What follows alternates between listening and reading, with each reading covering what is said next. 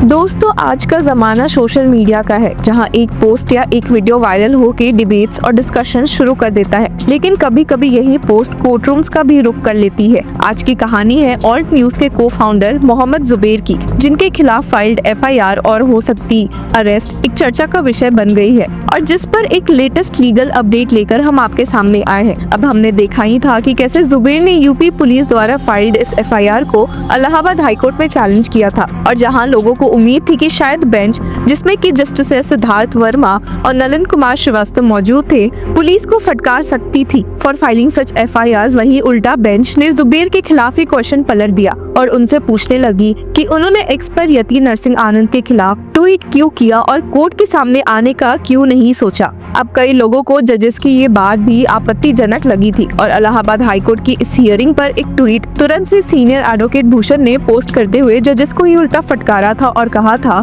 कि how can reporting and alerting people about hate speech amount to an offence? Is free speech dead in India? Are recourse to courts the only option for people when they see egregious hate speeches, especially when courts take years to decide? Seems some judges have taken leave of common sense. पर एक shocking twist में intense hearing के बाद Allahabad high court ने जुबैर को इस case में arrest से प्रोटेक्शन दे दी थी। ये प्रोटेक्शन 6 जनवरी तक के लिए ही सीमित थी और जब ये प्रोटेक्शन खत्म हुई है तो वापस से इस मामले में एक इंटेंस हियरिंग इलाहाबाद हाईकोर्ट में देखने को मिली। आपको याद दिला दे कि ये मामला इसलिए भी इतना पेचीदा हो गया है क्योंकि यूपी पुलिस ने जुबैर के खिलाफ फाइल्ड FIR में एक और सेक्शन को ऐड किया है, which is section 152 of BNS, जहां पर सजा कम से कम 7 साल की है, नहीं तो जिंदगी भर की। और इसी स्ट्रिक्ट सेक्शन को इन्वोक करने के पीछे का कारण इलाहाबाद हाईकोर्ट बेंच ने यूपी पुलिस और सरकार से पूछा था। उत्तर प्रदेश सरकार ने कहा कि ऑल्ट न्यूज के को फाउंडर मोहम्मद जुबैर के एक्स पोस्ट जो यति नरसिंह आनंद के अलेज्ड स्पीच पर थे, आधी अधूरी जानकारी पर बेस्ड थे और उन्होंने भारत की सोवरेनिटी और इंटीग्रिटी को नुकसान और खतरा पहुंचाया। Additional advocate general Manish Goyal ने बेंच के सामने आर्ग्यू किया कि जुबैर के एक्स पोस्ट का मकसद यति नरसिंह आनंद के खिलाफ हिंसा को भड़काना था और इससे फीलिंग ऑफ सेपरेटिस्ट एक्टिविटी को भी बढ़ावा मिला। उन्होंने ये भी कहा कि पोस्ट सेलेक्टेड था जो पुलिस मशीनरी को अपना काम करने से रोकने और लोगों को कानून अपने हाथ में लेने के लिए इनकरेज कर रहा था। दिसंबर 20 को हाईकोर्ट ने ओरली ऑब्जर्व किया था कि जुबैर ड्रेडेड क्रिमिनल नहीं है और उनकी अरेस्ट जनवरी 6 तक के लिए स्टे कर दी गई थी। और आज वापस एक कोर्ट में सेम बेंच ने ये रिलीफ एक्सटेंड करते हुए जुबैर को स्टेट गवर्नमेंट के काउंटर का रीजॉइंडर फाइल करने के लिए 10 दिन का समय दिया है। यानी कि आसान भाषा में अब अगले 10 दिन तक इलाहाबाद हाईकोर्ट ने जुबैर को प्रोटेक्शन दे दी है अगेंस्ट अरेस्ट। अब इस मामले में भी कई लोगों के रिएक्शंस देखने को मिल सकते हैं, पर इन सब के बीच में हम वापस से सोचने पर मजबूर हो जाते हैं कि आखिर क्या है ये केस। तो आपको बता दें कि सब शुरू हुआ अक्टूबर 2024 में, जब गाजियाबाद पुलिस ने जुबैर के खिलाफ एक FIR लॉन्च की थी। उनका इल्जाम है कि जुबैर ने सोशल मीडिया पर एक वीडियो पोस्ट किया जिसमें यति नरसिंह आनंद के प्रॉफिट मोहम्मद के बारे में दिए गए रिमार्क्स थे जो अलेजेडली इन्फ्लेमेटरी थे। जुबैर ने अपने एक्स पोस्ट में यूपी पुलिस को टैग करते हुए पूछा था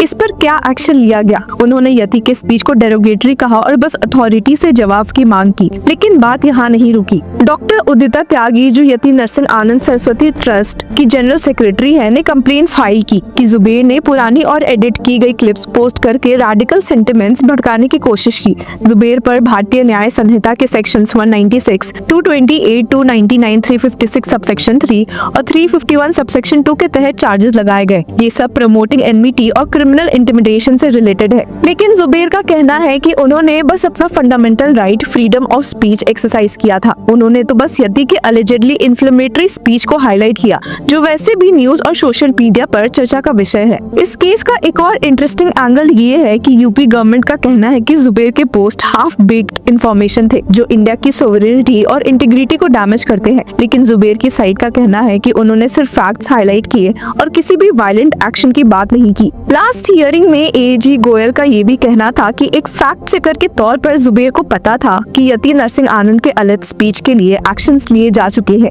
लेकिन फिर भी जुबैर ने ट्विटर पर पोस्ट करते रहना जारी रखा और ये क्लेम किया कि उनके खिलाफ कोई एक्शन नहीं लिया गया है। He added, if he is aware of 50 FIRs, he should also be aware of the charge sheet and bail.